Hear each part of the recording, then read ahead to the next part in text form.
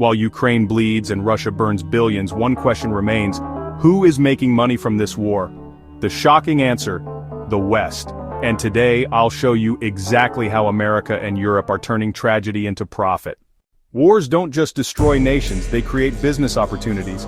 And in the Russia-Ukraine war, Western companies are cashing in like never before. First, the defense industry. Every missile fired in Ukraine means money for Western arms makers. Lockheed Martin, Raytheon, BAE Systems, these companies have seen record profits. NATO countries are restocking weapons at full speed, and who supplies them? The West. It's a war, but also the biggest sales pitch for arms dealers in decades.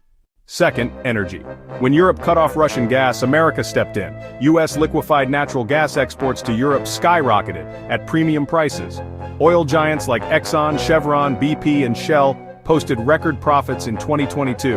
While families struggle with heating bills, big oil is popping champagne. Third, agriculture. Ukraine is one of the world's biggest grain exporters, but war blocked shipments and prices shot up. Who benefited? U.S. and European grain exporters. Fertilizer companies also made billions as Russian supplies were sanctioned. Hunger for some meant profit for others. Fourth, Wall Street.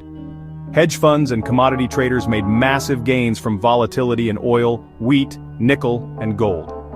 Even as sanctions hit Russia, Western financial institutions quietly profited from loopholes, routing trade through countries like Turkey and the UAE. And here's the future jackpot: Reconstruction. BlackRock and JP Morgan are already advising Ukraine on rebuilding once the war ends. Roads, telecom, mining, energy, billions of dollars in contracts are waiting. For Western corporations, the war is not just today's profit, it's tomorrow's investment. So while the headlines show suffering, the balance sheets tell a different story.